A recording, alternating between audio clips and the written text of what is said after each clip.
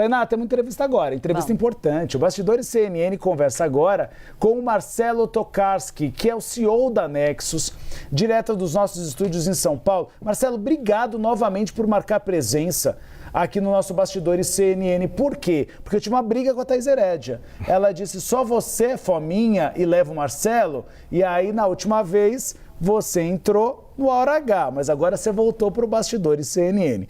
Marcelo, gostaria da sua avaliação como CEO da Nexus. Você se debruçou muito sobre esses números e consegue trazer para a gente tendências. Para que números nós precisamos olhar neste momento sobre o processo eleitoral?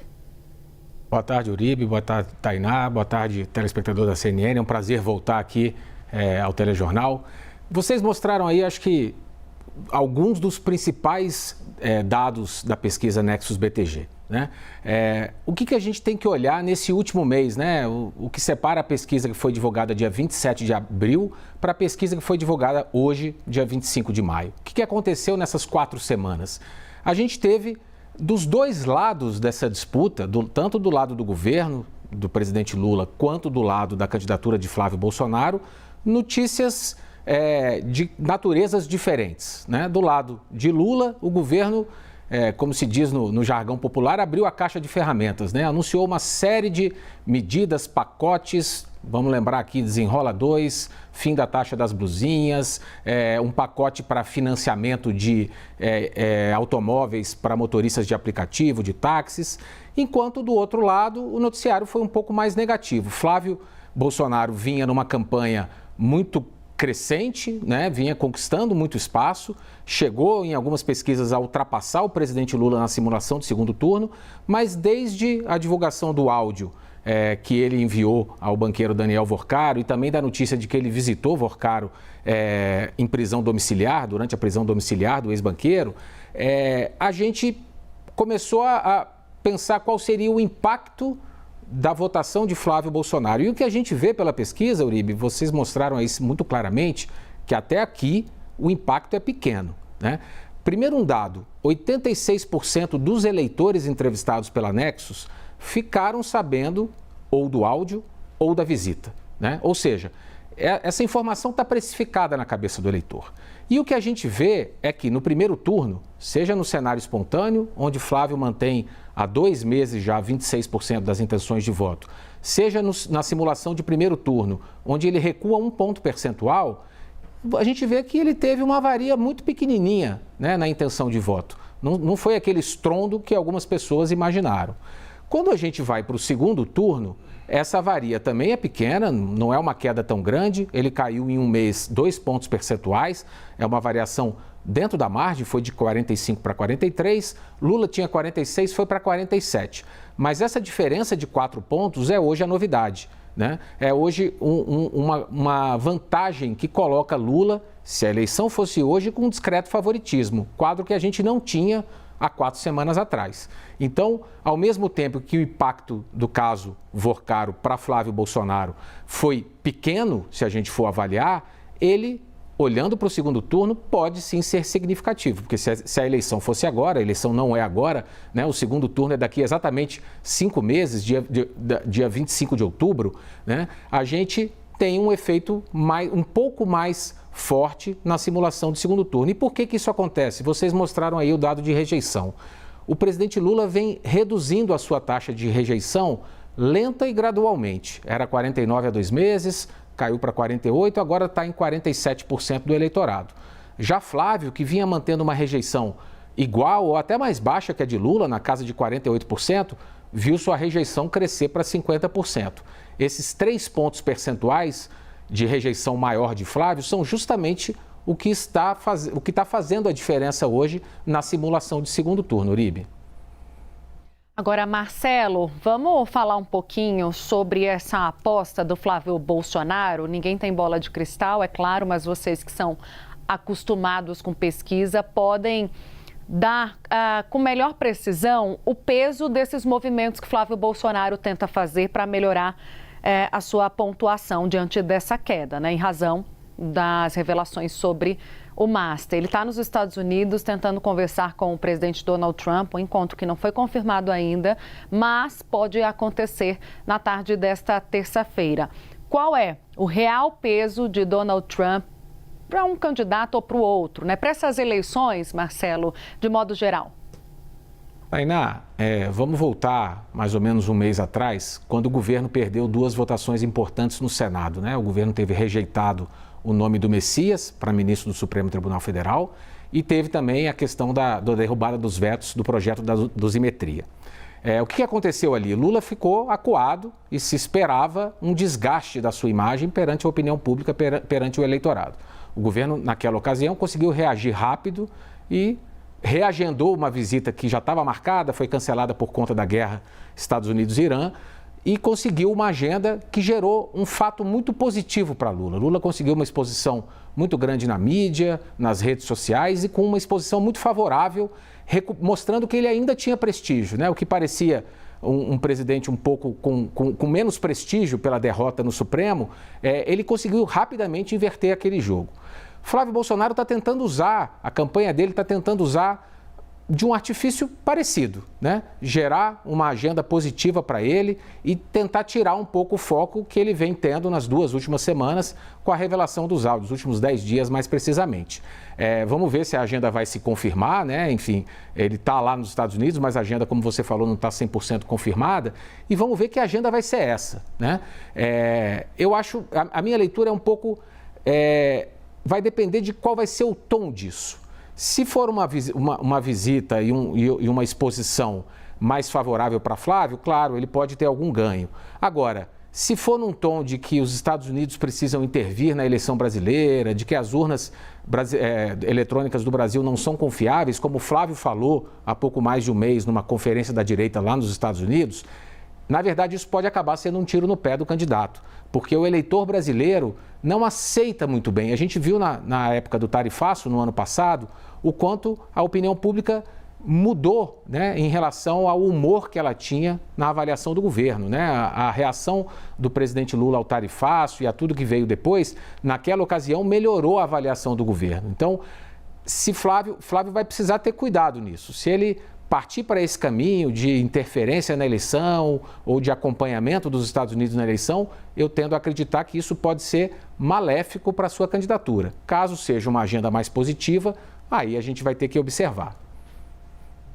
Marcelo, vamos olhar um pouquinho para Joaquim Barbosa. Essa pesquisa é importante porque é a primeira a colocar Joaquim Barbosa nesse jogo eleitoral. E o Democracia Cristã usou como argumento de que Joaquim Barbosa seria mais competitivo que Aldo Rebelo. A pesquisa conseguiu medir se realmente é mais competitivo, se fez alguma diferença no cenário eleitoral da candidatura desse partido? Uribe, até aqui não, né? Há um mês atrás, quando o Aldo foi testado, ele aparecia com 2% das intenções de voto. Joaquim Barbosa hoje aparece com os mesmos 2%. Não significa que são os mesmos eleitores, mas os mesmos 2%. A gente tem que lembrar que Joaquim Barbosa teve o seu auge midiático, por assim dizer, há pouco mais de 20 anos, né? Na época do Mensalão, lá em 2005. De lá para cá, ele se aposentou do Supremo e não tem uma exposição pública. Se a gente pegar esses 20 anos, mais aquele eleitor de até 16 anos na época, que não votava, né? A gente tem o eleitor de até 36 anos que provavelmente sabe pouco sobre quem é Joaquim Barbosa. Claro, uma figura importante, foi ministro do Supremo Tribunal Federal, mas é uma figura que no campo político está bastante sumida, né? Bastante apagada nos últimos anos. Então, o recall dele hoje não é tão alto como talvez algumas pessoas esperavam. E, além disso, né, ele está num partido considerado pequeno, com pouca verba, com pouco espaço, e isso tende a dificultar. A gente vai precisar ver nas próximas pesquisas qual vai ser o andamento da sua candidatura, inclusive a própria decisão do candidato, né? Porque não é a primeira vez que ele se lança candidato, das outras vezes ele desistiu antes do tempo, né? Vamos ver o que vai acontecer, se ele de fato vai manter a sua candidatura até o fim ou se eventualmente ele pode ter o mesmo comportamento que ele teve em eleição passada.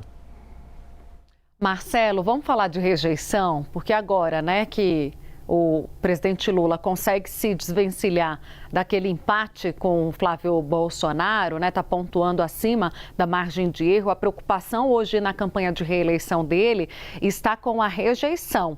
E não chegar àquele teto, é o que eu e o Uribe conversávamos, em que não dá mais para convencer o eleitor de votar no Lula, o eleitor indeciso. essa rejeição para esse momento, você diria que ela é preocupante ou dá para ser trabalhada ainda? Tainá, numa tentativa de reeleição e numa eleição no Brasil desde 22 muito polarizada, né, a taxa de rejeição é um indicador que a gente tem que acompanhar muito de perto, né, porque muita gente opta por votar no candidato A porque não gosta do B ou no B porque não gosta do A. Né?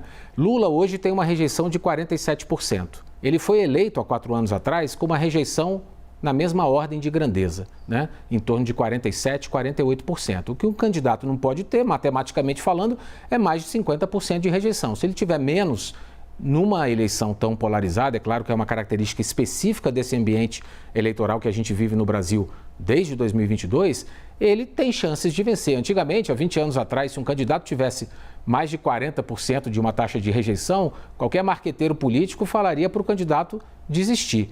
Hoje, Lula tem 47%, Flávio tem 50% e os dois têm chances reais de ganharem a eleição. Né? Voltando para 22, e aí vou dar o exemplo aqui do porquê a rejeição é tão importante, durante a campanha eleitoral, no início da campanha, a essa altura do campeonato, Jair Bolsonaro tinha uma rejeição de quase 60%, era de 59% na ocasião. Lula tinha 10 pontos a menos de rejeição naquela época, em torno de 49%. Ao longo da campanha, como acontece em toda eleição, a imagem do governante melhora, ele tem tempo na TV, dá entrevistas, enfim, defende o seu governo. A rejeição a Bolsonaro foi caindo, a de Lula se manteve em torno de 48%, a de Bolsonaro caiu ao redor de 52%. E foi essa diferença de 4 pontos que levou à vitória do presidente Lula por menos de 2 pontos percentuais há 4 anos. Hoje, a diferença é de 3 pontos entre os dois principais candidatos em termos de intenção de voto.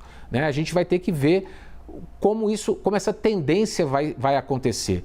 A do Lula está numa tendência de queda. Como eu falei, era 49, caiu para 48, agora para 47. Os movimentos são todos dentro da margem de erro, mas são 2 quedas consecutivas. Então, a gente pode falar, pelo menos no início, de uma tendência. A do Flávio, não. Ela estava em 48 nas 2 primeiras pesquisas e agora foi para 50. A margem de erro é de 2.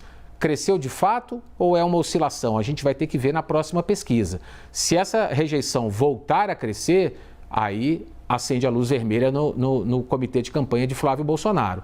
Caso ela recue para 49 ou se mantenha em 50, ele vai estar controlando de alguma maneira os danos e tem tempo ainda para melhorar a sua imagem até outubro. A gente vai ter que olhar muito para a rejeição a esses dois para saber qual vai ser o comportamento do eleitor nas eleições lá em outubro. Importante você explicar para a nossa audiência, porque as pessoas vão acompanhar muitas pesquisas eleitorais nesse ano. Há uma diferença entre aumento e queda e oscilação. Oscilação é sempre dentro da margem de erro e aumento e queda é fora da margem de erro. Para encerrar nossa conversa, Marcelo, pelos índices de rejeição e pelas mudanças no cenário eleitoral, você vê que quais candidatos têm maior potencial de crescimento, na sua opinião, baseados nesses números? Uribe, no último mês, o único candidato que o ponteiro mexeu, pelo menos um pouco, dentro da margem de erro, foi Ronaldo Caiado, ex-governador de Goiás. Ele tinha 3% ao mês e foi para 5% agora. A gente vai precisar observar se isso é uma oscilação, é um movimento dentro da margem ou se ele iniciou alguma trajetória de crescimento. A questão aqui é que a gente tem um eleitor que acaba escolhendo por Lula ou por Flávio uma parcela desse eleitor, não porque necessariamente gosta do candidato ou não, mas muito porque rejeita o adversário. A gente fez uma pergunta para os eleitores de Lula e a mesma pergunta para os eleitores de Flávio, se eles estão votando no seu candidato porque ele é o melhor candidato ou porque, mesmo não sendo o melhor candidato, eles querem derrotar o adversário no segundo turno. Dos eleitores de Lula, 14% dizem que estão votando em Lula não porque acham Lula o melhor candidato, mas porque querem derrotar o Flávio. 32% dos eleitores de Flávio, quase 1/3 de quem vota em Flávio contra Lula no segundo turno, dizem, na pesquisa, que estão votando no Flávio não porque acham o Flávio o melhor candidato dos sonhos deles, mas porque querem derrotar o presidente Lula. Quando a gente faz a conta e joga para o total do eleitorado, isso vai dar próximo ao redor de 20% dos eleitores que votam em Lula ou em Flávio para derrotar o seu adversário. Então, a terceira via, Caiado é hoje o candidato que melhor pontua, ela tem algum espaço para crescer. A questão é que ela ainda não está sendo vista pelo eleitor como uma opção real, né? A campanha está começando, a gente vai ter uma Copa do Mundo que começa daqui a mais ou menos 2 semanas, deve dar uma esfriada no calor da campanha. Lógico, se não saírem novidades aí, né? Toda hora a gente tem novidades de um lado e de outro, mas a gente vai ter que ver quando a campanha começar a pegar fogo de fato, a partir de julho, se de fato esse eleitor pode acabar mudando de opinião e abandonando o seu candidato para votar numa terceira via ou não. Por enquanto, não é isso que a gente está vendo, nenhum candidato está conseguindo deslanchar, estão muito longe, né? O mais bem colocado da terceira via tem 5% das intenções de voto, que é o Caiado, muito longe dos famosos 2 dígitos aí que a gente fala em pesquisa para um candidato começar a ser olhado com atenção maior pelos eleitores.